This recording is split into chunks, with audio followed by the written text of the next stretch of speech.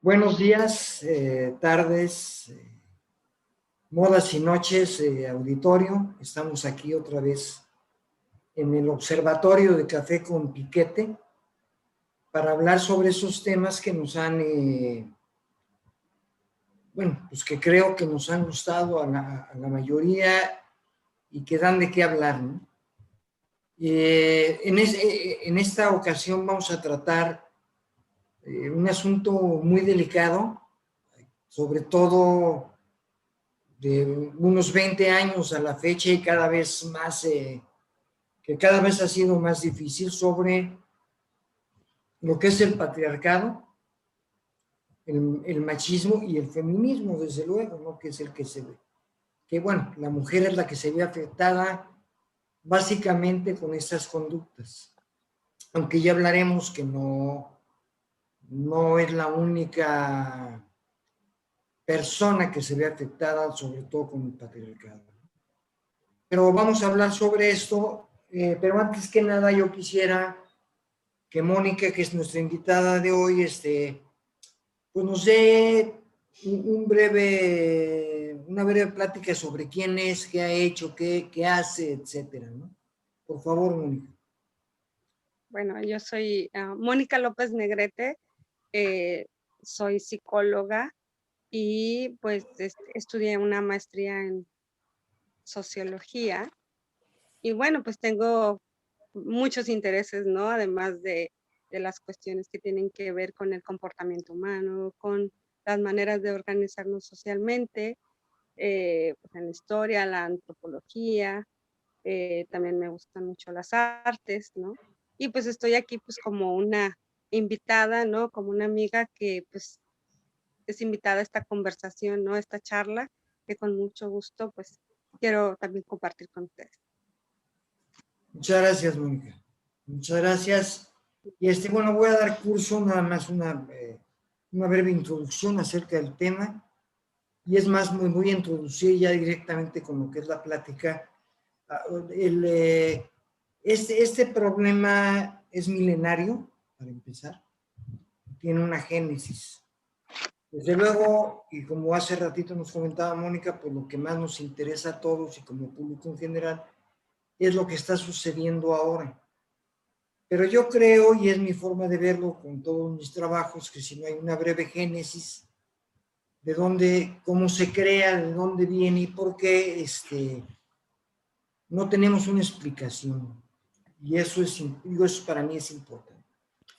El patriarcado, hasta donde yo pude ver, pero según esto es más antiguo, tiene que ver unos entre 1500 y 2500 años antes de la era común, y tiene que ver con la Biblia, ¿no? En la Biblia está el capítulo de los patriarcas. El patriarca es un individuo que tiene un liderazgo tribal de entre más o menos 20 y 300 personas que viven alrededor de él, que son un clan, una familia, y que él tiene, él es, bueno, en el caso de Abraham, digamos, de la cuestión bíblica, el patriarca es, en cierta forma, un iluminado. O sea, es el patriarca porque tiene una fe muy grande, porque es muy fiel a Dios, pero porque tiene una guía de Dios, eso es muy importante, ¿sí? O sea, el patriarca no habla por sí mismo, habla en nombre de Dios de alguna forma, ¿no? Y eso es interesante porque tiene que ver con el poder, que al fin y al cabo, eso es, ¿no? Para hacerlo un poco más, o sea, más, acercarme un poco más a la actualidad, que todavía no es mucho, en los romanos había una figura que era la del paterfamilias. El paterfamilias tenía la misma figura que el patriarca hebreo, más o menos, ¿sí? Él tenía poder sobre todo lo que tenía, sobre toda la gente que tenía poder de vida y muerte sobre todo lo que poseía. Poseía esclavos, su esposa, sus hijos, hijas, todo, o sea, sus tierras, todo era su posesión, y tenía un poder amplio sobre él con el que ni el emperador se metía. Si él quería matar a un hijo o lo que fuera, él lo podía hacer y nadie se lo iba a reclamar porque era su propiedad. Entonces, ¿qué quiero decir con esto? Y ahorita ya pasamos a la actualidad. El patriarcado es una cuestión de poder y de dominio. El patriarcado es una cuestión de clase. El patriarcado, contra lo que se piensa o se cree más bien, porque no es pensado actualmente, no es una imposición así como así del hombre sobre la mujer, sino es una imposición ya ahora en la actualidad de un sistema sobre la mujer y sobre todos. ¿Sí? No, no es que yo o Armando nos comportemos así porque venimos, o sea, porque estamos influidos por el patriarcado, que de alguna forma lo estamos. ¿No? Sí. El patriarcado viene de Europa y no tiene que ver con los colonizados. Eso tiene que quedar muy claro. En los colonizados, a los colonizados nos queda el papel de machos, eso sí. Pero el macho y el patriarca son dos personajes muy, muy diferentes. Y lo digo esto porque la confusión que se hace es muy grave y se confunde una posición de machismo con una posición de patriarcado. Y el machismo tiene otra génesis totalmente diferente y comienza precisamente con la invasión de los europeos, de los españoles, básicamente a México. Nada más quería yo dejar eso claro para dar un marco, ¿sí? Y Mónica, yo quisiera pedirte pues que nos hables acerca de todo esto que tú sabes y que has investigado, ¿no? Sí, bueno, hay algunas concepciones que más o menos coinciden, ¿no? Palabras más, palabras menos con lo que ahora mencionabas en cuanto a la definición del patriarcado, ¿no? Lo que sí podemos coincidir que es un sistema, pues ahora sí que ancestral, que sí se ha extendido en el tiempo y en el espacio, ¿no? Y que pues en general es una extensión del dominio, no solo de las mujeres, de los varones hacia las mujeres, sino en general es una manera en la que es un sistema que jerarquiza los cuerpos, los sexos, y para crear también otra serie de clasificaciones y de opresiones, ¿no? Por ejemplo, también tiene, al jerarquizar, pues jerarquiza también sobre, no sobre los varones, sobre las mujeres, sino también, por ejemplo, la edad, también, por ejemplo, sobre el clasismo y la clase. Entonces, ahondando un poco más en el cómo se desarrolló el patriarcado, ¿no? Cómo se fue institucionalizando, pues para empezar sí tenemos que reconocer que fue ha sido un sistema bastante resistente al cambio, bastante efectivo además. ¿Por qué? Porque incluso hay autores que le llaman que son como el patriarcado, pues es la base, la raíz de todas las demás opresiones, ¿no? Como las de clase, como el racismo, ¿no? Que podemos ver sobre todas las manifestaciones, ¿no? Y en varios textos, ¿no? Como es, por ejemplo, en la Biblia es uno, cuando hablan en el Génesis, ¿no? Y el hombre va a, pues, ser el que va a tener el dominio sobre todas las criaturas de la naturaleza, sobre todas las bestias y sobre las mujeres, porque incluso en uno de los versículos del Génesis así lo marca, ¿no? Dice, menciona las bestias y las mujeres, entonces los equiparan, ¿no? Y entonces, de hecho, pues la figura de Eva viene a ser el arquetipo de cómo las mujeres viene esa sumisión, ¿no? Es decir, tú vienes después de la creación del hombre como una costilla, como parte de, como al servicio de, ¿no? Y puedes sugerirle, porque pues justo en el Génesis, en este libro, bueno, vamos a encontrar que hay esa consigna, ¿no? De para qué fue creado, ¿no? Cada uno. Entonces, y ella viene a ser parte de, y puede sugerirle y puede convivir con él, pero quien tiene, digamos, el protagonismo, y ya se enfatiza en él, pues es sobre Adán, ¿no? Y ella, pues bueno, también tiene, hay una cuestión de, pues de pecado, ¿no? La malicia, por eso es que a ella no se le puede dar, pues esa autoridad, ¿no? Y por eso viene un castigo divino a partir de que desobedece. Pero es importante marcar, pues, de dónde viene esa desigualdad, esa concepción, pues, binaria de lo que es bueno, de lo que es malo, de lo que es agradable y desagradable a los ojos de Dios, que es manifestado en una figura masculina o en una figura femenina, ¿no? Y ya también pues, ya los griegos también tenían previo a ellos una concepción también marcada, ¿no? Sobre las mujeres, ¿no? Previo al cristianismo, que bueno, que tiene que ver con, digamos, con diversos símbolos, ¿no?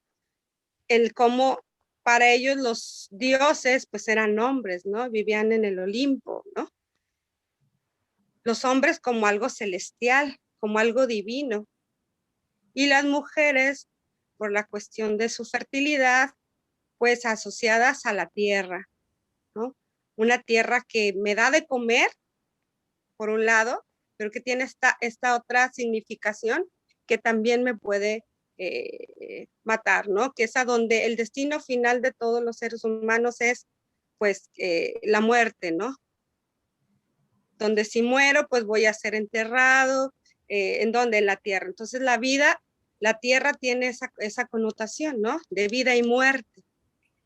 Y entonces las mujeres, pues, asociadas con esa fertilidad como parte de la vida, generadoras de vida, pues también tenemos esa connotación de muerte. Y desde ahí empieza a asociarse ya ese simbolismo con de dónde viene esa jerarquía, ¿no? En la que el hombre pues tiene una concepción celestial que le ofrece un poder, ¿no? Sobre la tierra, ¿no? Sobre las mujeres. ¿Por qué? Porque lo celestial nos protege, lo divino, y nos mantiene con vida. Entonces, de alguna manera, estas concepciones que son muy simbólicas, pues siguen permeando en el imaginario colectivo y cómo fueron también a influir, digamos, en la narrativa, en los relatos, ¿verdad? Bíblicos, el cómo también se comienza a percibir a los hombres y a las mujeres. De acuerdo. Querido Armando, ¿qué comentas acerca de todo esto? Sí, bueno, interesantísimo, interesantísimo, porque, digamos, habitamos un mundo lleno de diferencias. Habitamos el mundo de la dualidad. Pero lo que no nos queda claro es que a veces hemos identificado, particularmente, bueno, en nuestro país es muy notorio, en México es muy notorio, cómo esta dualidad queda marcada con determinados valores. O sea, es una dualidad que ya quedó como referida como algo superior frente a algo inferior, algo que no es, que se distancia del original o que lo distorsiona o que está supeditado a una figura, digamos, más próxima a lo divino. Entonces ahí es donde empiezan todos estos problemas. De veras sí es fascinante preguntarnos cuál fue el primer gesto de desigualdad en el planeta. ¿De dónde nos pescamos los seres humanos para marcar no solamente una diferencia, sino una desigualdad? Es decir, un dominio sobre el otro. Si fue la raza, si fue la clase, si fue el dinero, si fue la fuerza, si fue el sexo.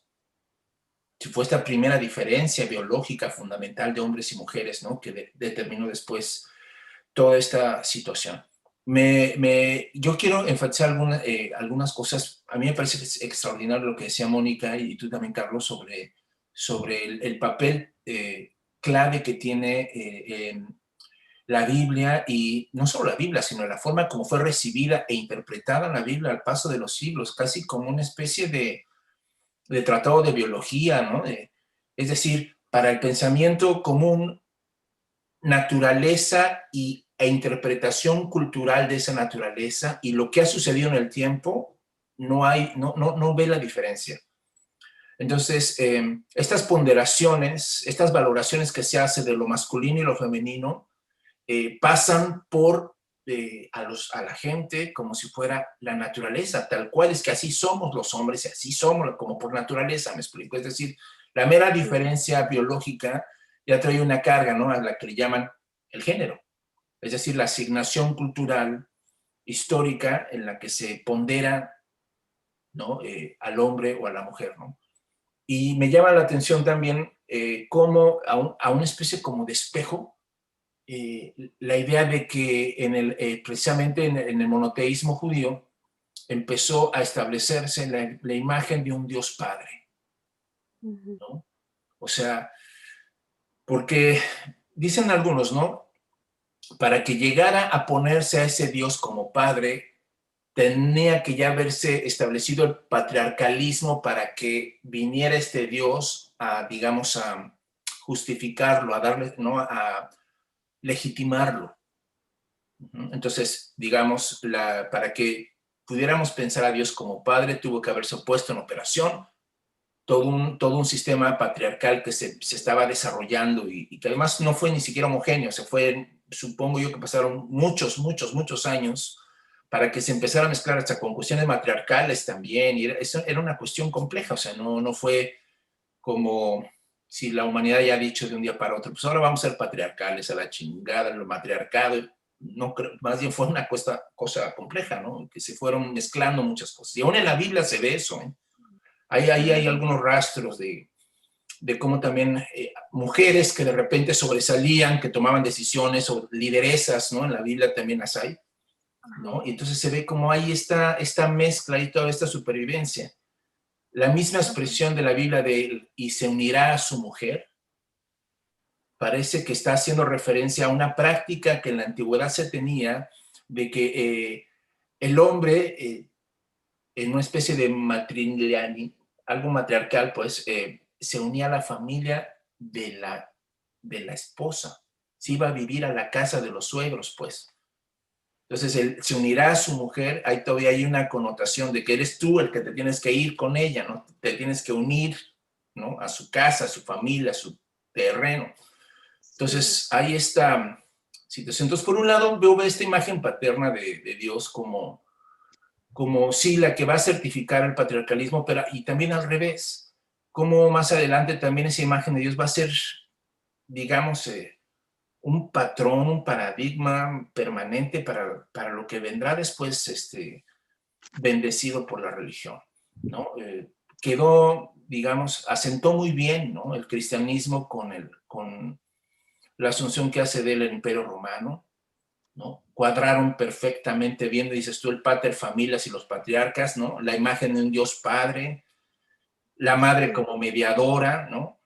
O sea, todo lo que el catolicismo, los símbolos que el catolicismo va a ir desarrollando, como que cuadraban muy bien con un esquema de vida, ¿no? No sé si, digámoslo así, la Sagrada Familia, ¿no? La Sagrada Familia que están representadas en las pinturas, estaba realmente representando una dinámica social también. No solamente una dinámica celestial, ¿no? Sino también ahí se estaba reflejando una dinámica de cómo desde abajo se veía, se interpretaban las relaciones hombre-mujer, ¿no?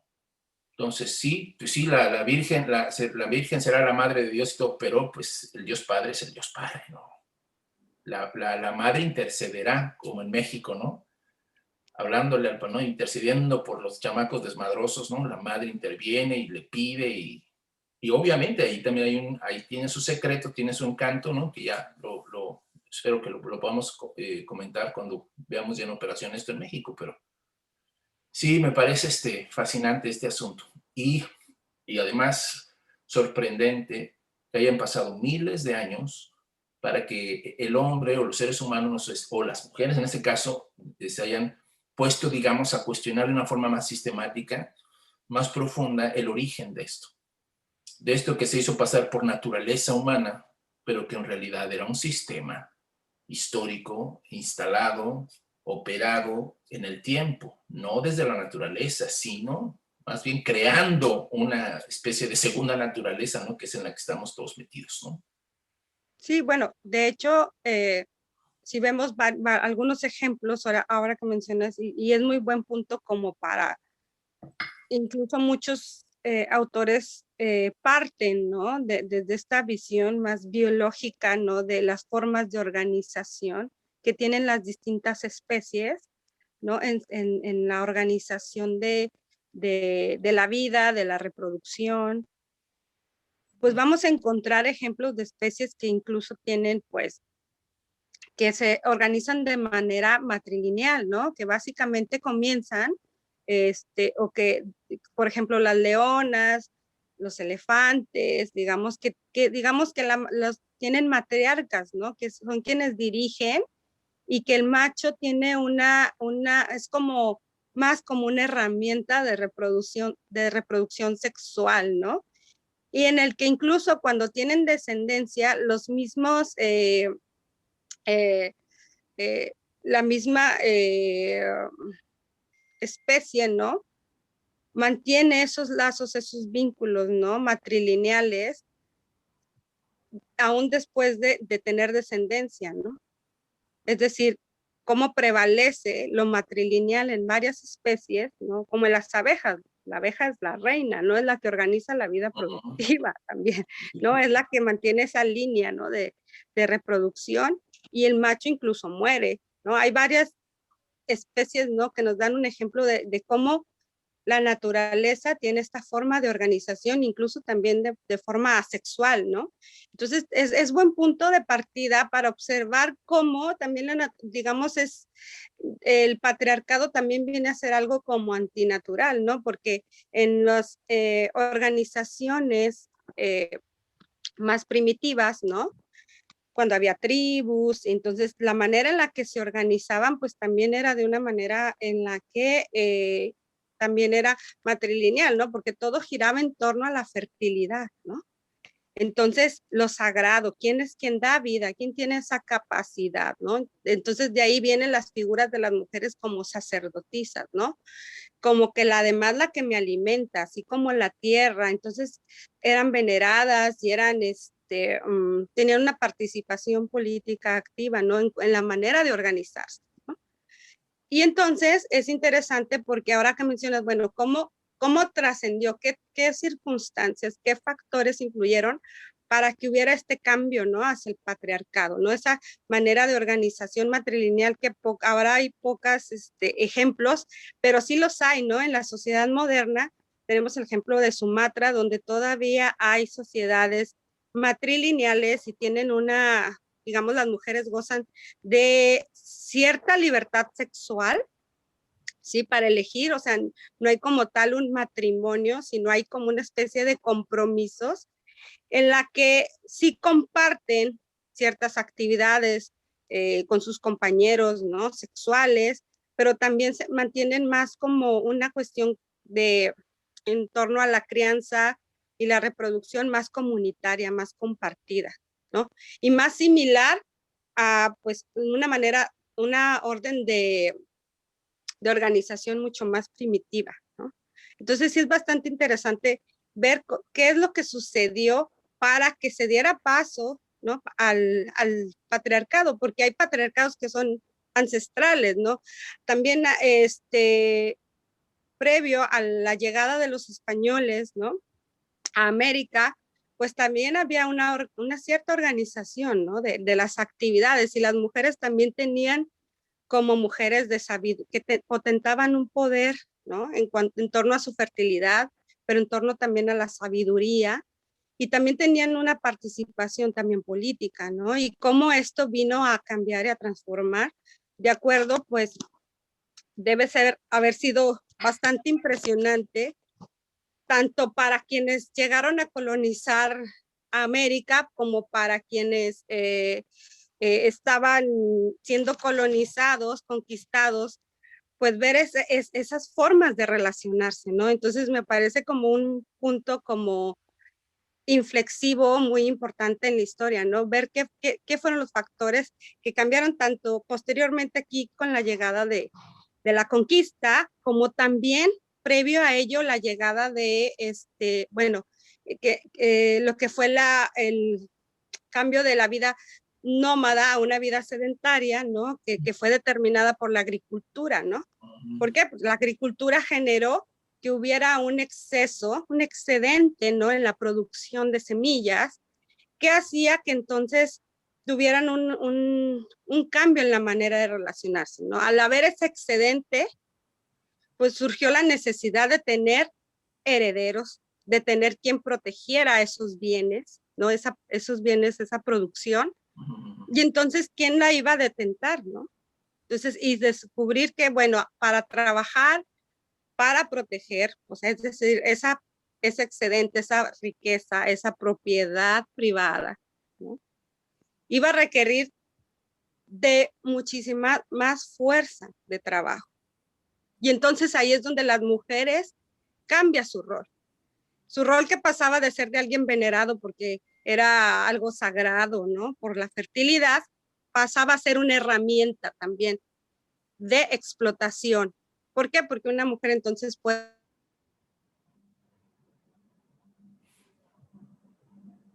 ¿Qué pasó? Se congeló. Sí, se congeló. Se nos congeló.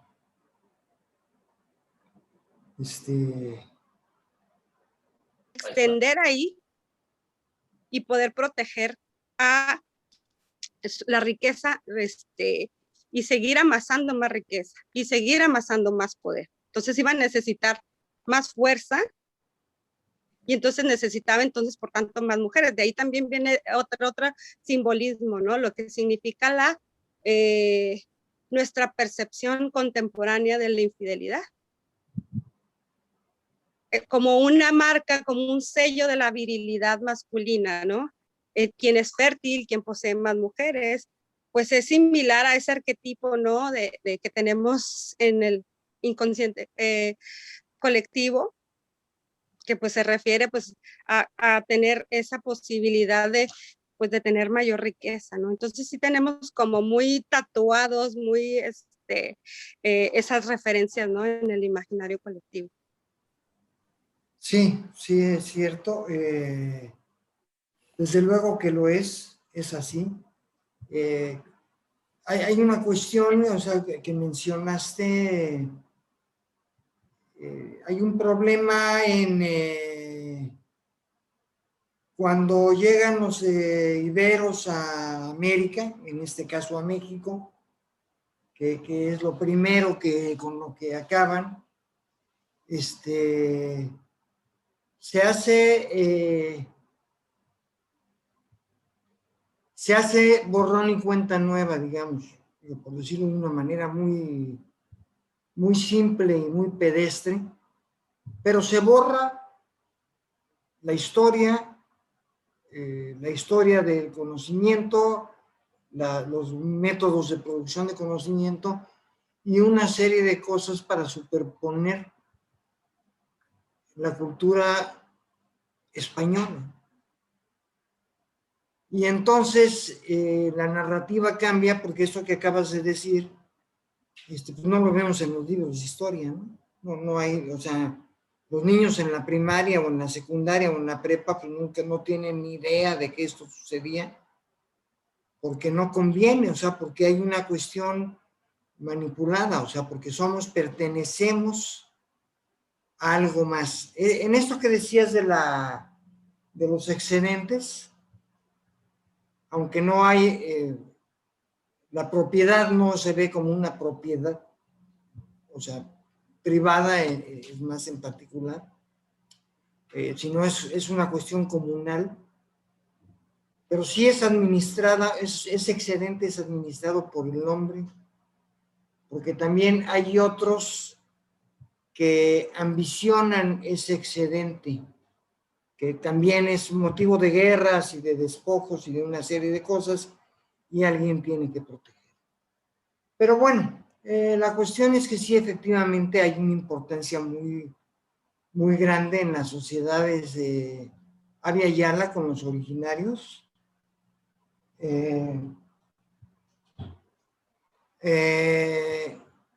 Que se modifica y se queda abolida, o sea, se borra de la memoria, se borra de todo, Y aquí no ha sucedido nada más que lo que ha sucedido en Occidente, ¿no? Es la historia universal ya mucho después de nuestro querido filósofo Hegel, ¿no? O sea, la historia universal es la historia va hacia Europa y parte de Europa, ¿no? Entonces, ahí voy, ¿no?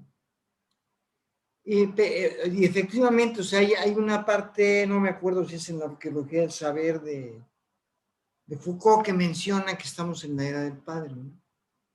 Entonces, efectivamente, hay un Dios Padre y todo es Padre. Y además, Padre y patriarca tienen la misma raíz. Patria.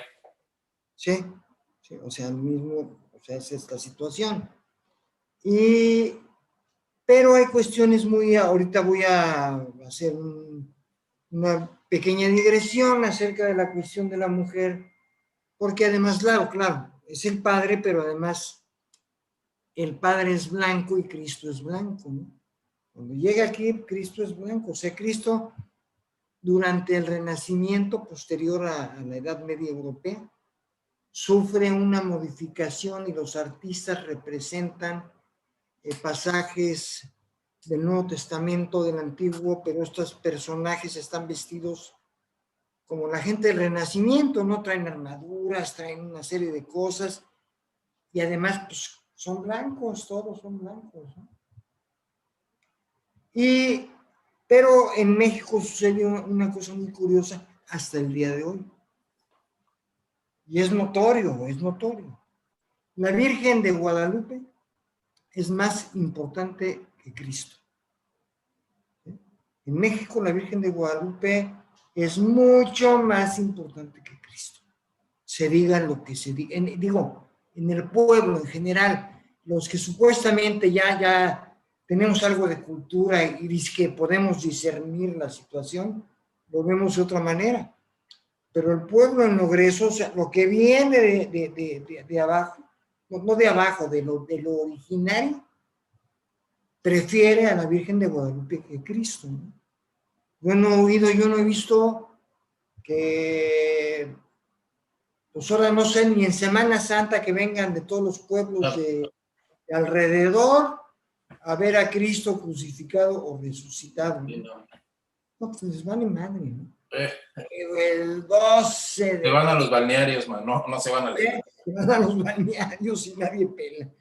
Pero el 12 de noviembre es otra cosa, porque es el día de Tonantzin, Nuestra Señora de Guadalupe, la diosa madre, ¿sí? O sea, ahí se guarda, y ven, eso no es un sincretismo simple, no es nada más un sincretismo que tomaron y agarraron a la... No, eso tiene que ver con causas precisamente arquetipales, ¿sí? Y de las que se agarran y lo hacen.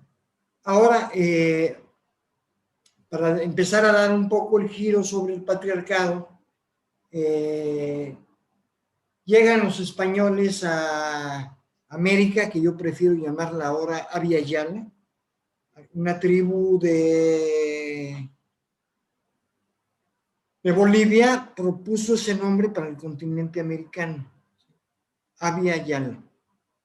O sea, porque América es un nombre europeo, desde luego, ¿no?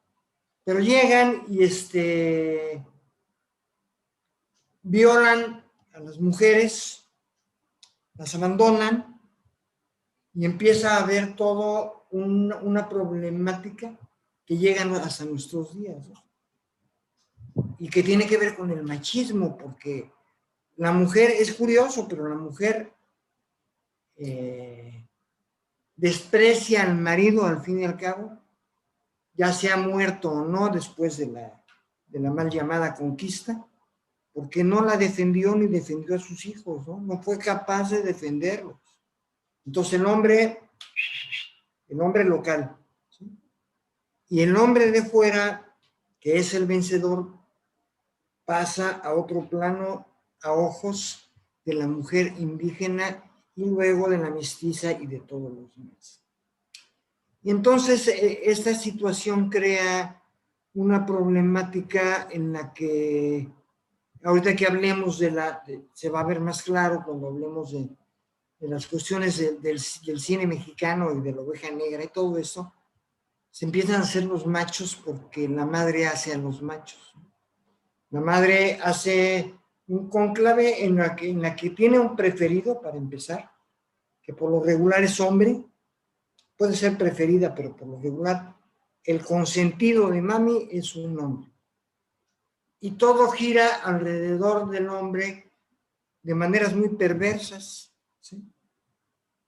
Porque además el esposo, que es un hombre, o es un hijo de su puta madre, porque es un desgraciado, borracho, parrandero, jugador, golpeador y no demás, o es el Gutierritos del que hablamos. Hace rato es un bueno para nada, ¿no? Sirve para un carajo. Y esa imagen del padre queda grabada en los hijos, o sea, por lo que sea el padre, pero por lo que dice la madre de él. O sea, según eso siempre, además, eso es típico, la mamá respeta mucho al papá, dice, no, su papá, hijos, guau. Pero o sea, haz de cuenta que estamos viendo a una locutora de Televisa porque no es cierto. Porque en la práctica, el padre es un cero a la izquierda, sea por ojete o sea porque no tiene carácter, ¿no? ¿Sí? Y porque además es hijo de mami. ¿Por qué no tiene carácter? Pues porque es hijo de mami. ¿Sí? O sea, no es gratuito. No, es que eso es que, o sea, lo que se dice siempre, ¿no? No, pues es que este güey, el güey de mi marido se va a casa de su mami porque su mami le hace la comida, ¿no? Pues sí, es un medio hombre, ¿no? Es lo que estábamos hablando hace rato del animus y el ánima, ¿no? La mujer se empodera, aunque de una manera como por abajo, o sea, como subterfugio, ella es la que sufre y una bola de madres, pero ella es la que tiene el poder en la familia.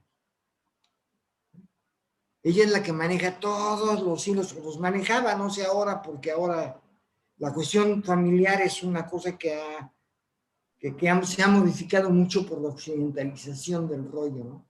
Porque Sí, no, seguimos... de hecho, algo que Pero, mencionabas hace un momentito que tenía que ver cómo hay ciertas festividades que tienen un peso, ¿no? En la importancia, ¿no? En la vida cotidiana, ¿no?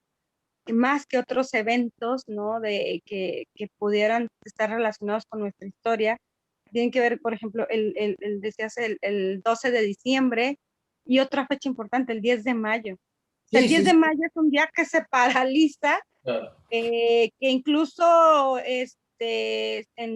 tanto en bancos, en otras instituciones, todo, es un día festivo, ¿verdad? Es un día de asueto, ¿no? Y es como casi imperdonable no dar la importancia a esa significación, ¿no? Y Y creo aunque que sí todos los tiene. hijos se empeden y hagan un desmadre con la mamá, o sea, Sí, no, pero la cuestión es esa cuestión arquetípica a la que se está atendiendo. Y sí así creo que es. tiene que ver con dos cosas, o sea, esa cuestión de ese sincretismo del que hablabas hace un momento, es de el cómo hasta esta figura arquetípica de la madre, ¿no? Pero también que tiene esos tintes, ¿no? De poderío, de sabiduría, de dominio, de autoridad, ¿no? Eh, aunque, como mencionas, aunque la festividad, ¿verdad? Sea un motivo como pues para embriagarse, para hacer desorden. Sin embargo, ¿verdad? Es como la excusa, ¿no? Mi madre, el pretexto ¿no? Para eso. Entonces sí tiene que ver como mucho con ese sincretismo de cómo, a pesar de que tanto la iglesia como, digamos, después de la conquista también, esas figuras de sacerdotisas hayan sido como de alguna manera olvidadas, pareciera que resurgen esos días, ¿no? Claro. Ese poderío, esa sabiduría, ¿no? Es una cuestión como muy mágica, ¿no? Que se le concede como ese poder, ¿no? Que en generalmente el resto del año parece que lo olvidamos, ¿no? ¿Por qué? Porque quien tiene la autoridad, pues son figuras ostentadas por varones, ¿no? Y las mujeres estamos al servicio, ¿no? Eso por el machismo y por la cuestión occidentalizada, de que también, bueno, y capitalista, porque tiene que ver con el patriarcado capitalista, ¿sí? Uh-huh. Los jefes son hombres, los directivos son hombres, Los bien pagados son hombres, las mal pagadas son mujeres, pero además, ¿quién gana? Digo, si, pensándole un poquito, ¿quién gana con que la mujer gane menos que el hombre para el mismo puesto y el mismo tipo de trabajo? Pues su marido no, porque le va a entrar menos dinero en la casa, ¿sí? El que gana es el patrón, es el patriarca, patrón, patriarca, padre, o sea, ¿sí? El que gana es él porque se está ahorrando una lana. Dice que se metan las viejas a trabajar y si al hombre le pagamos 10, pues a esta le pagamos 6. ¿Sí? Sí, Porque no, entonces hacen toda una cuestión de tipo ideológico en el que la iglesia, es una cosa que no hemos visto, tiene un papel muy fuerte. ¿Sí? Porque la iglesia apoya al patriarcado. Lo ha apoyado siempre y seguirá haciendo. Sí. Y lo apoya también en un sentido ideológico, porque la iglesia va con el sistema. O sea, la iglesia no pelea con el sistema.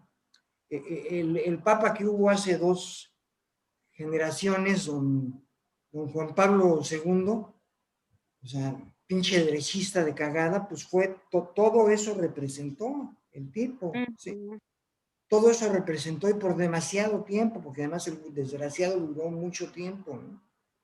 Pero esa es la iglesia, y la iglesia es la que conquista, por así decirlo, a América es la iglesia. Sí. La que administra el simbolismo, ¿no? Sí, a base de ideología. A base de ideología, porque no es religión, es ideología.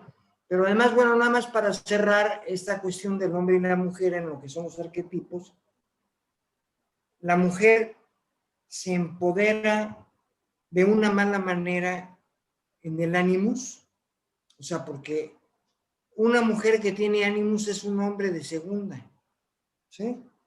Porque no es hombre. Y lo mismo pasa con el hombre que tiene el ánima, que se feminiza, y no tiene que ver con el homosexualismo esto. Puede llegar a eso, y llega muchas veces, pero se feminiza y se comporta como la nena de mamá. Ese es el consentido de la mamá, es la nena de mamá. Es un tipo, es una mujer de quinta, ¿no? El hombre. Y ese es el rol que se juega muy fuertemente en nuestro país. Eso es lo que domina las relaciones cotidianas. Ya vamos a dejar que los romanos y guaguaguá. Eso es lo que domina las relaciones cotidianas. El comportamiento pervertido de la mujer y el comportamiento pervertido del hombre. Armando. Pues miren, yo me quedé muy asombrado con esta cuestión que ustedes remarcan muy bien, la cuestión de la madre, porque en estas, particularmente en la figura de la Virgen María, se termina mostrando toda la ambigüedad, todas las marcas ideológicas de una madre que es madre, pero al mismo tiempo es virgen. Sí. ¿No? O sea, y es como muy notorio que se está tasando una lectura de mujer ideal o idealizada en términos así, ¿no? Es decir, pareciera que en el imaginario de muchos mexicanos jamás no puedes asociar, no puedes concebir a tu mamá como una mujer sexuada, como una mujer con deseos, ¿no? O sea, pareciera que el tamiz por el que pasa la figura, el valor de la mujer, como el 10 de mayo, es siempre a partir de la figura de la madre. O sea, entonces eso a mí me da 2 ideas, ¿no? Que se las comenta, a ver, y podemos igual seguir con otras cosas, pero me quedan 2 ideas ahí en el tintero de esta cuestión, ¿no? La primera es, pareciera que en realidad los mexicanos no somos muy aptos para ver a una mujer de carne y hueso. Solo la podemos ver idealizada, ¿no? Solo le rendimos culto a la mujer cuando es madre, ¿no? Es decir, solo como madre, por eso nada más decía Mónica, no, pues nada más una vez al año, cabrón, porque todos los demás no vale madre, ¿no? De hecho, te quiero comentar que en la realidad, yo trabajé en un refugio para víctimas de violencia, he trabajado mucho con las mujeres, no quiero decir víctimas, sino mujeres en situación de violencia. Y algo muy característico y muy paradójico a lo que comentas es que justo cuando sufren mayores agravios es cuando están embarazadas, ¿no? Entonces, es un estado que nosotros sabemos, digo, en cuanto a la atención, ¿no? Los modelos de atención de estas mujeres, es un momento bastante crítico, ¿no? Porque están muy vulnerables, ¿no? A las agresiones y a las violaciones. Entonces, justo tiene que ver mucho con estas dualidades, por eso retorno mucho como a de dónde viene esta misoginia, ¿no? Estos agravios. ¿De dónde vienen? Bueno, sí tienen que ver con toda esa herencia grecorromana que hemos recibido a través de nuestro adoctrinamiento, ¿no? Y la aceptación, vaya, de nuevos símbolos, ¿no? Que vienen a juxtaponerse justo sobre una manera de organización patriarcal ancestral previa a la conquista. O sea, ya había, ¿no? Ya había también otras maneras de organizarse previo a los conquistadores, ¿no?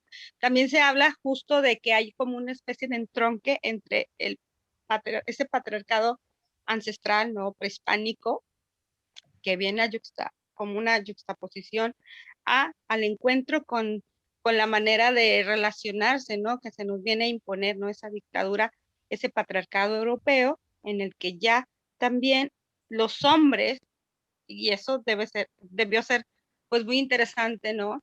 Porque es como los hombres vieron también, y las mujeres, cómo vieron, pues, debilitada, ¿no? Esa autoridad disminuida, ¿no? De los varones, ¿no? Y cómo ellos tuvieron también que ver, eh, digamos, cómo se introdujo una nueva jerarquía, una nueva clase, ¿no? A la que hay que atender. Entonces, tanto hombres como mujeres. Y por eso creo que también esta cuestión que mencionaba Carlos del machismo, ¿no? Es decir, el cómo yo permito, sí creo que hay una herida, ¿no? Muy grabada, ¿no? En la memoria colectiva, ¿no? De esa disminución, ¿no? Ante el hombre blanco, el hombre que viene a imponerse, y cómo esto nos vino a jerarquizar, a reclasificar, y cómo esa herida no sana todavía, ¿no? Todavía se sigue permeando, porque justo, como repito, muchos autores y autoras mencionan que el patriarcado pues es la base de todas las demás opresiones, ¿no? Del racismo, el clasismo. Lo que tiene que ver con el edaísmo, ¿no? También la edad, ¿no? O sea, como ya no vales lo mismo después de cierta edad, ¿no? Como mujer, a las mujeres nos pega un poco más también, pero también tiene que ver mucho, por ejemplo, en el cómo, por ejemplo, Platón en su ideal de la polis, también las mujeres tenían que, al cumplir 40 años para obtener una ciudadanía absoluta, ¿no? Y de ahí viene muchas prácticas, ¿no? Que en la política pues se siguen, bueno, se han ido cambiando, que tienen que ver con nuestro acceso a la participación política, ¿no? El cómo las mujeres, bueno, ahora veía, la semana pasada todavía veía un reportaje de que muchas mujeres tenían una participación en los partidos, ¿no? Políticos, tenían que cumplir con una cuota de género, pero recibían el nombramiento, pero cuando empezaban a ejercer, ya digamos que ganaba determinado partido, cedían a sus esposos esa autoridad, ¿no? Entonces todas se reunían para poder ceder ese nombramiento. Eran hombres, sí. Sí, sí. Así es. Era una simulación. Sí, sí, sí. Entonces también tiene mucho que ver con esa manera en cómo hemos tenido esa influencia, ¿no? En nuestras prácticas, en nuestro lenguaje, en las costumbres, las tradiciones, ¿no? Y pues sí veo como mucho ese simbolismo, ¿no? Esos, digamos, se le llaman también principios de división sexual, ¿no? Que ya los hablaba y también los marcaba Bourdieu, donde decía, bueno, hay un principio de lo divino, lo superior, lo celestial, que se refiere a lo masculino, y lo inferior, lo terrenal, lo emocional a las mujeres, ¿no? A lo bestial. Entonces las mujeres visto como algo negativo, algo que te puede llevar a la muerte, algo inestable, ¿no? Entonces las mujeres somos vistas como algo que no tiene control de sí mismo, dominio sobre sí mismo, entonces que te puede llevar potencialmente a la muerte, ¿no?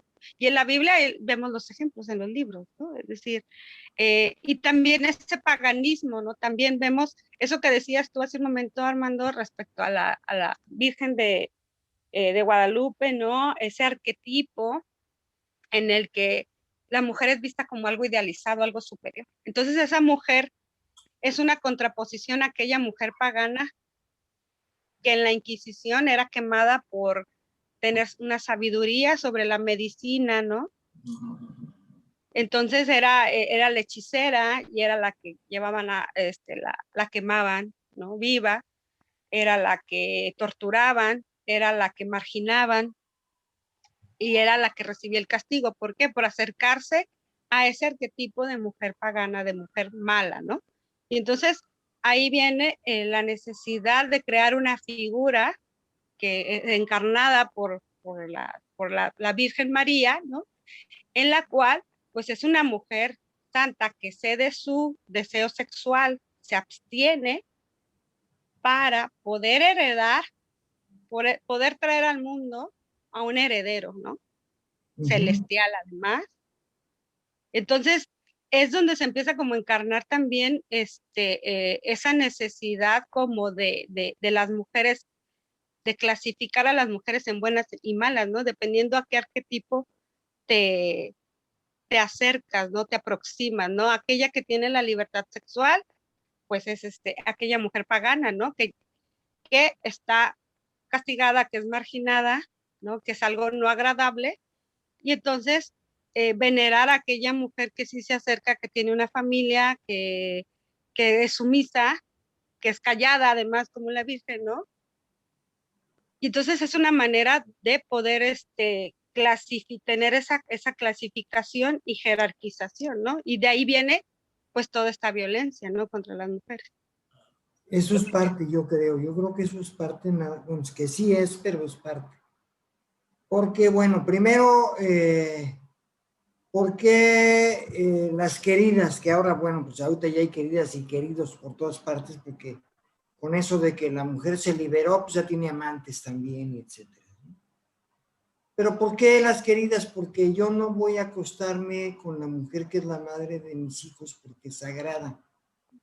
O sea, de hecho hay un rechazo a mi mujer, a mi esposo, porque es la mujer virgen y es la madre de mis hijos. Ajá. Entonces, pues para practicar el sexo mejor afuera, ¿no? Me voy con prostitutas o me hago de amantes o una serie de cosas. Pero además hay una cosa que no se ha visto y que es, yo creo que muy importante, ¿no? En la cuestión de la violencia contra la mujer. No la voy a justificar, no estoy justificando, pero ¿no será también que la violencia contra la mujer es una venganza por haber sido castrados? O sea, la que me castró fue mi madre, no fue mi mujer, ¿no? Pero yo a mi madre, como es un ser divino y es un ser, yo no puedo hacer nada, entonces a la que voy a chingar es a mi vieja, porque ella no es mi mamá ni es nada. Y la voy a joder y me voy a vengar en ella. Aquí hay una cuestión de psicotización, ¿sí? Yo creo, y que tiene que ver con la cuestión de la forclusión del nombre del padre de lacaniana, ¿sí? Pero ahí hay una venganza, o sea, y es inconsciente, desde luego, o sea, no es, pues si mi madre me castró, ahora voy a chingar a mi vieja, no. O sea, esa misoginia tiene también un origen que va por ahí. O sea, el hombre castrado, el hombre que no es hombre, el hombre que es mujer de quinta, que no tiene ahora sí que, pues, casi literalmente los huevos para hacer su vida, porque no los tiene, porque además es el sirviente del patrón y de todo el sistema y de una bola de cosas, y fue porque ahora también las mujeres ya son proveedoras, pero fue proveedor durante muchos años porque tenía que ser el proveedor, porque el hombre es el que lleva el dinero a casa, ¿no? Digo que también es una cuestión ideológica, ¿no? Pero eso también tiene que ver, o sea, el haber quedado castrado simbólicamente es un castigo muy cabrón, ¿sí? Y yo creo que tiene que ver con la violencia contra la mujer. No lo justifico. Yo no estoy diciendo, pues como las mujeres hicieron, las mamás les hicieron esto a los hijos, pues ahora los hijos se vengan, ¿no? Porque es una cuestión en la que hay psicopatía. ¿Sí? Es una cuestión enfermiza. Pero tiene que ver. Hay algo, sí, claro. Hay algo, no sé ahorita qué opina Mónica al respecto, es algo muy interesante, pero algo que tiene que ver también con digamos, ahorita hablando de excedentes, ¿no? De este excedente de sentido en el que se sobrecarga la figura de la madre, ¿no? O sea, lo que yo estaba enfatizando era eso, o sea, que sí tenemos una sobrecarga, particularmente en los latinos, ¿no? Parece que en otras partes, más anglosajonas no es tanto, ¿no? O sea, no hacen acá el mega, no se para la ciudad, en otras partes del mundo por el 10 de mayo, les vale más, o sea, no, la Claro, salud. pero sí creo que tiene que ver con una cuestión muy de colonialismo, ¿no? De mantener una hegemonía, ¿no? En el mundo. Creo que sí está al servicio de, si yo creo esta figura, decían, bueno, por ahí decían que justo el capitalismo, ¿no? Generaba en las mujeres esa o sea, las mujeres generan una plusvalía, que es una plusvalía de amor, o sea, yo por amor, pues me quedo en casa atendiendo a todas las necesidades de mis hijos, de mi esposo, y justo que es lo que te pide, ¿no? La iglesia, ¿no? Es firmar un contrato, ¿no? Por una institución en la que tú te sometes voluntariamente, ¿no? Sacrificio. Te sacrificas, ajá, y entonces el capital pues nunca va a pagar esa plusvalía de amor, ¿no? Entonces imagínate, claro, si tú ves, los medios son quienes exaltan la iglesia, las instituciones, ¿verdad? Si recordamos pues, el patriarcado, pues ese sistema que fue potentado, ¿verdad? Por la iglesia, por el Estado, ¿verdad? Con una serie de leyes en la que tú como mujer tenías que someterte para poder producir esa fuerza laboral que requiere, ¿verdad? Un patriarca para enriquecerse, ¿no? Y crear esas jerarquías y crear esas murallas y crear esa milicia, ¿no? Que esté en función de proteger esos excedentes, ¿no? Y entonces, para mantener ese sistema jerárquico, ¿no? Vertical, pues tienes que exaltar, porque ¿qué es lo que como mujer estás ganando? No, nada, simplemente estás negando, te estás negando como mujer a tu existencia, ¿no? Estás cediendo para que otros, ¿no? Brillen, y pues justo es lo que en la Biblia se remarca, ¿no? O sea, Eva, ¿cómo nace? Pues nace de la costilla de un hombre, ¿no? O sea, tiene que estar al lado o atrás, callada, sumisa. Cuando ella habla y ella tiene una influencia sobre él, es castigada junto con él, ¿no? Y vas a sufrir y vas a parir con dolor.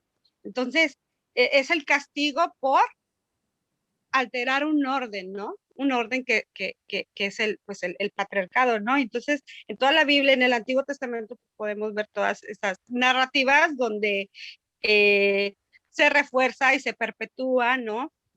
Ese sometimiento, ¿no? Entonces, sí es como una manera en la que necesito de ciertas festividades, porque son símbolos finalmente, que nos remiten a esos arquetipos, esa idealización, en donde las mujeres caemos, ¿no? En esto de no quiero ser parte de eso, no quiero ser la esposa. ¿Y de quién? Pues del más poderoso, del que tenga poder. No, no un nadie, ¿verdad? Porque es lo que te comentaba, que también es una manera en el cortejo, las mujeres en los mitos del amor romántico, también que en los que el patriarcado obviamente tiene una influencia muy, muy grande, es justo la idea de, si un hombre te trata bien, te cuida, te protege, te escucha, tiene cierta sensibilidad, está bien con su, acepta su parte femenina, pues él puede ser un amigo, pero no puede ser mi pareja. ¿Por qué? Porque es débil, entonces es un hombre como disminuido, somos como iguales, somos como amigas, pero no puede ser mi pareja. Entonces ahí es como estamos idealizando, ¿no? Esos arquetipos y cómo se necesitan en símbolos, vaya, en la cultura para sostener este modo de vida, ¿no? Capitalista y patriarcal, ¿no? Sí. Bueno, quería concluir esto que se suma, ¿no? Todo esto que están comentando con esta idea que les decía de este sobreexcedente que tenemos en la figura de la madre, ¿no? Que al mismo tiempo que es como muy irónico porque este sobreexcedente también se vuelve a la mujer como una especie de Sísifo, ¿no? Que tiene que estar cargando con esa imagen idealizada, ¿no? Y en la que la cultura, la sociedad pareciera no darle chance, o la misma libertad sexual. O sea, la figura de la madre virgen tiene en sí los dos componentes de control que más eficaz y permanentemente se han querido utilizar en contra de la mujer. O sea, la maternidad, su control ¿no? El hecho de que ella me dé hijos, ¿no? Dirían, ¿no? Y el asunto del sexo, ¿no? O sea, ambas categorías, la maternidad y la sexualidad, son como claves de control en el que siempre se ha querido determinar si la mujer debe o no hacer o no hacer, deshacer, con quién sí, con quién no, tener o no tener hijos, si eres infértil, pues ya te chingaste, y entonces ya estás como fuera del, digamos, ¿no? De ese lugar privilegiado, ¿no? De la mujer, porque entonces pierdes como casi tu razón de ser, algunas van a decir, ¿no? Hay gente que sigue diciendo que la razón de ser una mujer es tener hijos, ¿no? Entonces, ese sobreexcedente termina siendo también una carga muy cabrona. Pero para el lado de uno, del lado de lo masculino, ese sobreexcedente de sentido, esa hiperidealización de la madre, también genera, como toda divinidad, la parte de adoración, pero también la parte de temor. Se le teme a la madre, ¿no? Ya lo vamos a ver ahorita, ¿no? Que si comentamos algo sobre la oveja negra, por ejemplo, ¿no? Y nos agarramos nada más de ese ejemplo, ¿no? De la oveja negra, pero estaba pensando si no detrás también, aparte de la castración que mencionaba Carlos, si la misoginia también está ligada a esa hiperconcentración sacralizada, idealizada de la mujer, a la que al final su parte sombría es terriblemente temida. O sea, a mí no me parece nada azaroso que los seres monstruosos de Occidente sean siempre o casi siempre femeninos. Que en el imaginario colectivo patriarcal, dices, ¿no, Mónica? Lo monstruoso tenga un rostro femenino. O Sí, sea, fíjate. que se le tenga mucho miedo a la mujer, pues, ¿no?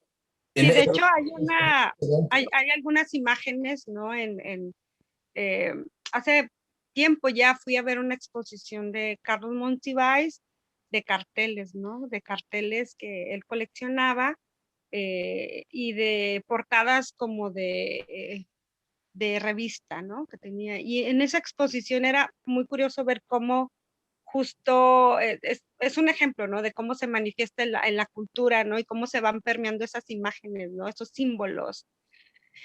Y justo era de cómo hubo en la época del romanticismo, ¿no? Esa mujer idealizada, pura, celestial, sublime, vestida pues con velos, ¿no? Vestida de blanco. Angelical, exacto, angelical y con arpas y con ángeles, ¿verdad? Muy similar a las imágenes que vemos en una estampita de cualquier virgen, vamos a encontrar como las nubes, ¿no? La O en parte una boda, celestial. ¿no, Moni? Perdón, en una boda, así te En una viste. boda, ¿no? Exacto, yo creo que son como reminiscencias, ¿no? Justo de hecho, bueno, esa imagen, ¿no? Idealizada de verse como una especie de nobleza, ¿no? Que se da, ese estatus se otorga, sí y solo sí, si se cumple un principio de, pues ahí pues de virginidad y que esté asegurada, ¿no? Y que en muchas culturas pues todavía continúa siendo algo importante, ¿no? No en todas, porque sí hay les comentaba, si hay sociedades organizadas de manera matrilineal, hay pocas y que han estado y que han resistido, sobre todo en Asia, que tienen esa libertad sexual y que no, digamos que tienen una crianza de los hijos de manera comunitaria como eran esas sociedades pues primitivas, ¿no? Previo al, digamos, previo pues al surgimiento de la agricultura, ¿no? Pero justo había otros carteles que tenían estas imágenes de la mujer mala, ¿no? La mujer mala, como justo canciones como la de Pérfida, ¿no? Es decir, mujeres donde son castigadas, ¿verdad? Como mujeres malas, ¿no? Señaladas, ¿no? Esta es la mujer mala y generalmente es una mujer buena la que la señala, ¿no? La que dice no es, ¿no? Y podemos ver como esas imágenes también, pues en muchas en obras de arte, pues podemos ver quienes accedían también a esto, ¿no? Por ejemplo, en imágenes donde las mujeres de cierta época pues vestían esos grandes vestidos y que tenían una figura delgada, ¿no? Y como una mujer pues mala, ¿no? Generalmente era una nodriza y era obesa y de clase social baja, es decir, es cómo vamos percibiendo, ¿no? Y cómo van esas imágenes van permeando y van creando ciertos estereotipos a los que actualmente platicaba con un compañero hace tiempo, que justo vemos, no sé, en las imágenes de ahora recientes, ¿no? De TikTok, por ejemplo, vemos a Bárbara Regilo, que se cuida perfecto, que come de manera saludable, que se ejercita, ¿no? Que probablemente, bueno, tal vez no tengan hijos, ¿no? Y si vemos la figura en las redes sociales o en ciertas plataformas, pues de las mujeres que les dicen buchonas, ¿no? La mujer obesa, gorda, que no se cuida, que come mal, que tiene hijos y tiene de varios hijos con varios hombres. Entonces, es la burla, ¿verdad? La mamá luchona. Entonces, tenemos esta estigmatización, ¿no? Que tiene que ver con una cuestión, una jerarquía que tiene que ver con esos símbolos que tenemos en el imaginario colectivo y que esa estigmatización, bueno, viene a darnos como una guía, ¿no? Sobre hacia dónde tenemos que aspirar, tanto hombres y mujeres, ¿no? Como el ideal para poder formar una familia, para poder relacionarnos, ¿no? O estar cerca de ese tipo de figuras, ¿no? Que, que tienen un tinte que es muchísimo más que es como superior, ¿no? Al que hay que aspirar, a lo blanco, a lo delgado. Entonces, es decir, ahí es donde empieza el patriarcado finalmente como, bueno, como les mencionaba e insisto, es la raíz de las otras opresiones en las que nos jerarquizamos en cuanto a edades, en cuanto a raza, en cuanto a clase, en cuanto a cuestiones que tienen que ver territorios, ¿no? De nuestro cuerpo, de cómo debe ser nuestro cuerpo, ¿no? Bueno, sí, yo quisiera comentar algo, o sea, a propósito de bueno, hubo la época de aquella de Leonor de Aquitania y el amor cortés, ¿no? Que se hacen unas historias acerca de la mujer ideal y que además pues no hay que tocarla ni con el pétalo de una rosa, hay que mandarle cartitas muy románticas y una boda de mamadas, ¿no? Pero o sea, la figura de la madre es la central. Yo veo dos momentos, si no momentos, más bien dos eventos muy significativos en México, ¿no? La hija de Carrillo Puerto, en 1920 y tantos, hace el primer frente sufragista de la mujer y empieza a pegar muy fuerte. Y entonces este muchacho, escudero del capitalismo y del patriarcado, ve que los gringos ponen un Día de la Madre y pone el Día de la Madre, lo instituye. El periódico Excelsior, tacatán, y se hace el líder. Y por otra parte, ayer le comentaba yo a Armando, nada más en México, no hay otro país en el mundo, no nada más en América, que tenga un monumento a la madre. O sea, hay una cuestión demasiado fuerte al respecto a eso, y es una cuestión de dominio y es una cuestión ideológica. Hace ratito estabas mencionando, Mónica, acerca de los símbolos y los arquetipos, pero los arquetipos se pierden en la noche de los tiempos. Lo que hay ahora son figuras ideologizadas, o sea, lo que está la mujer blanca, delgada, pichugona, guapísima, ojo claro y la madre, son cuestiones de ideología, no tienen que ver con el arquetipo, eso no es arquetipo, no tiene nada que ver con los arquetipos. Pero sí remiten a unas ciertas cosas. Esos tienen que ver con el dominio. O sea, la jerarquía, lo que es manejar, lo que has platicado, Mónica, acerca de la jerarquía. La jerarquía pues, definitivamente es occidental, ¿no? Y entonces llegamos a la única revolución que todavía sigue vigente. ¿Cuál es esa? La francesa. O sea, la mexicana se la cargó el carajo y a la rusa también. Y la francesa sigue vigente. ¿Por qué? Pues porque es una revolución burguesa. La burguesía sigue vigente y lo que hicieron los burgueses no fue ninguna revolución, fue lo que decían en los 670 cuando los golpes de Estado. Quítate tú para ponerme yo. Llegaron los burgueses y tomaron los mismos papeles de la nobleza y de la realeza. Nada más les nombraron director general, propietario de no sé qué, pero las jerarquías siguen siendo las mismas. Y eso para acabar, y eso curiosamente al revés, fue lo que fregó a la Revolución Rusa. O sea, la Revolución Soviética se jodió porque no pudo cambiar las estructuras jerarquizadas. Entonces tuvieron que tener una estructura de partido, o sea, el proletariado que se vaya al carajo, nosotros representamos al proletariado, ¿sí?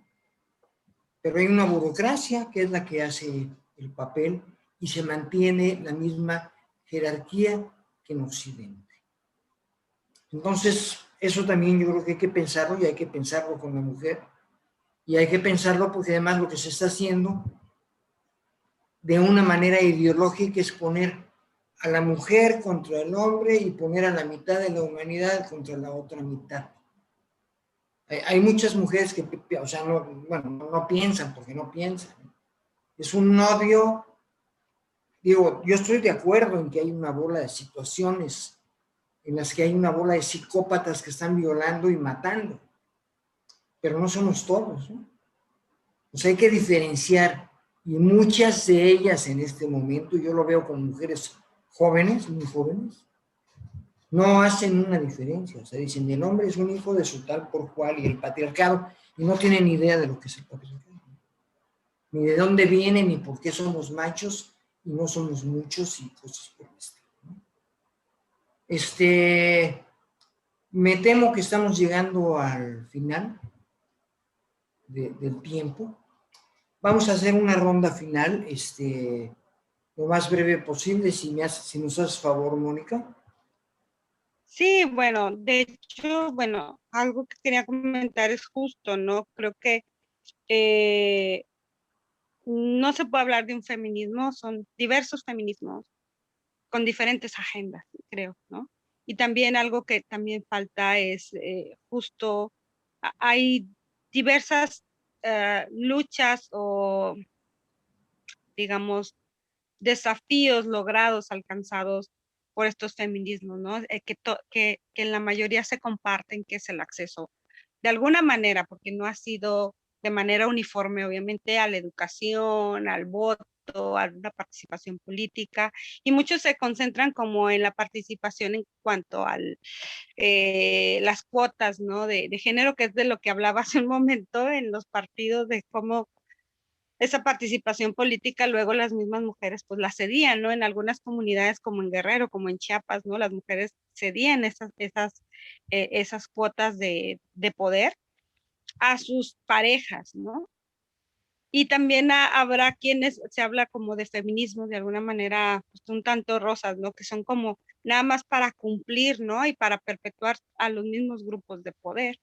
Y también tiene que ver, creo que también hay diversas fases, ¿no? También tenemos que verlo de manera transversal, porque justo no es lo mismo un feminismo pues radical a un feminismo que también sea liberal, que tiene que ver más con nuestra historia en Latinoamérica de otro tipo de opresiones, ¿no?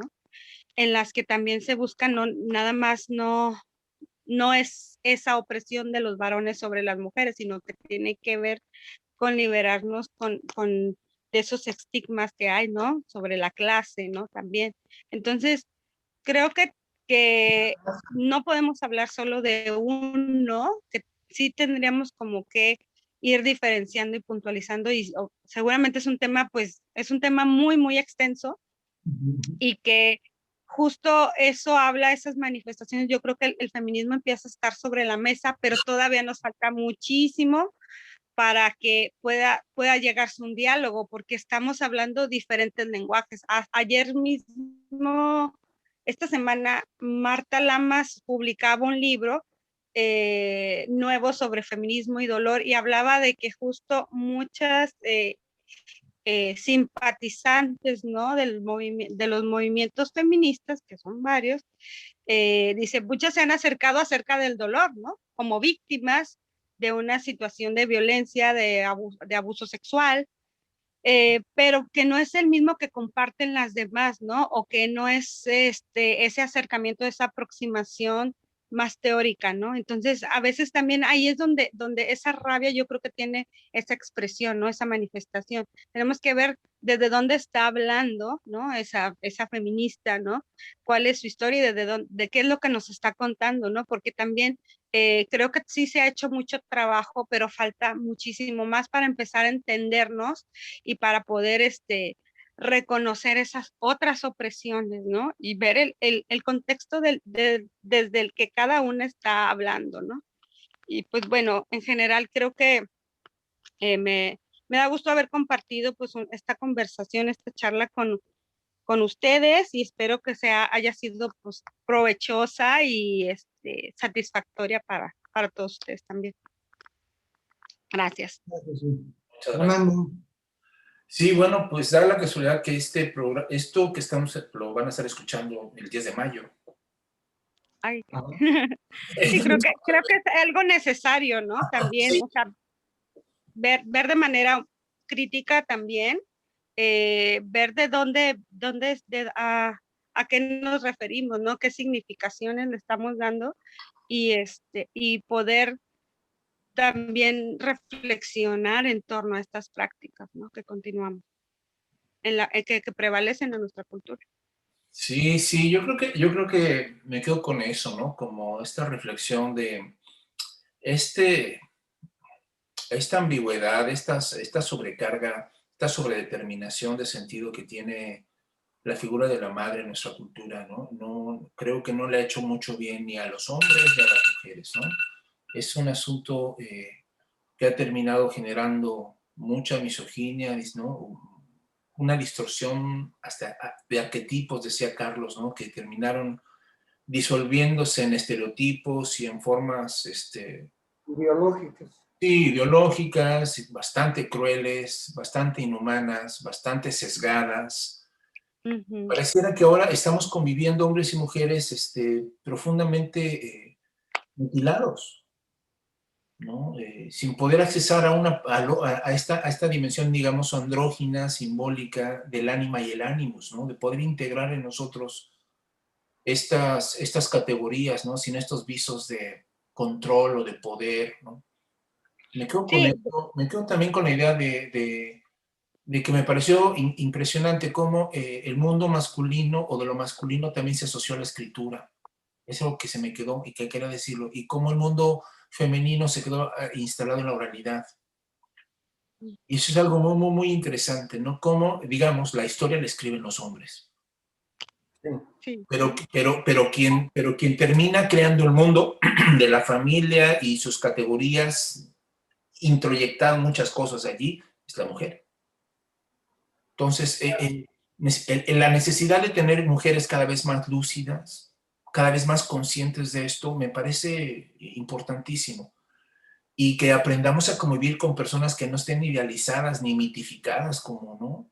Por este tipo de modelos, ¿no? Que aprendamos a conocer personas así, concretas, de carne y hueso, como, ¿no? Desde una igualdad mucho más, desde la vulnerabilidad, desde la empatía, desde estos ámbitos, ¿no? Y creo yo que sí, vale la pena, como bien dices, Mónica, ¿no? Que este 10 de mayo sea también un 10 de mayo reflexivo en torno a ese poder, a ese mundo de las madres, ¿no? Que de lo masculino en estos términos machistas también, que debe ser muy cuestionado y que tenemos que seguir repensando. Sí, creo que lo bueno de esto, de estas conversaciones, de estas reflexiones, es justo evitar esa negación, ¿no? En negación del cuerpo de las mujeres como algo propio, más allá de la maternidad y la reproducción también de los hombres, ¿no? Porque también los limita, ¿no? En cuanto a en la expresión de sus afectos, en cuanto a elección de sus relaciones, el tipo de relaciones, ¿no? Y cómo los va marginando, cómo los va limitando, tanto, o sea, es decir, el patriarcado nos hace, ahora sí que nos esclaviza a todos, ¿no? Y de muchas formas, ¿no? Aunado al colonialismo, aunado al capitalismo, y justo el feminismo que habla desde reflexionar en torno a prácticas decoloniales es justo tratar de recuperar nuestros territorios físicos, ¿no? Corporalidades, territorios, espacios, ¿no? Que nos vuelven, o sea, tanto de hombres como de mujeres, como de poblaciones, ¿no? De pueblos originarios, para justo poder vivir la vida, porque sí creo que en general, pues el patriarcado pues es en suma, pues la muerte, ¿no? Tanto individual como colectiva, ¿no? Así es. Entonces sí es como muy simbólico la manera en la que nos limita y nos aniquila, ¿no? Nos aniquilan. De acuerdo. Armando, sí, bueno, además de tu epílogo, puedes comentar lo de la doctora Miriam, nuestra compañera, por favor. Sí, tenemos una noticia que darles a todos los que han estado escuchándonos en Café con Piquete, particularmente en estas últimas sesiones en las que se había integrado Miriam con nosotros y que era una contertulia, ¿no? En estas reuniones, y que por cuestiones personales ella no va a poder continuar con nosotros. Nos ha deseado el mejor de los éxitos y nosotros también a ella le deseamos lo mejor en todos los proyectos que ella realice. Les agradecemos a todos, bueno, particularmente a ella, ¿no? Todo lo que brindó en estas sesiones, y esperamos que le vaya muy bien en todos los demás proyectos que ella tenga presente. Le mandamos un abrazo tanto Carlos como yo. Estamos muy agradecidos por el tiempo que nos brindó y esperemos que algún día igual pueda estar tal vez con nosotros de manera ocasional, o no sé cómo su tiempo se lo permita, ¿no? Pero pues esa es la noticia que teníamos que darles. Gracias. Ahora les voy a enseñar la mujer en el arte, y a propósito del miedo a la mujer, una pintura. Wow. No sé si se alcanza a apreciar, es Willem de Kooning, ¿sí? Noruego, creo, no es holandés, pero es de la escuela de Nueva York. Aquí hay otra, ¿sí? Sí, o sea, son terribles, o sea, son mujeres deformadas, mujeres además agresivas en lo que se alcanza a ver. Y digo, es una visión muy particular del artista, ¿no? Pero eso es de lo que estábamos hablando, ¿no? De lo que es el miedo a la mujer, ¿no? Y no sé si no tienen algo que añadir más o más que añadir. Yo creo que no nos queda más que dar las gracias. Gracias, Mónica, de veras fue un placer y un gusto y un privilegio tenerte con nosotros. Y bueno, pues a todos amigos, días, noches, tardes, que tengan muy buena semana. Adiós. Adiós a todos. Gracias. Gracias, un saludo a todos.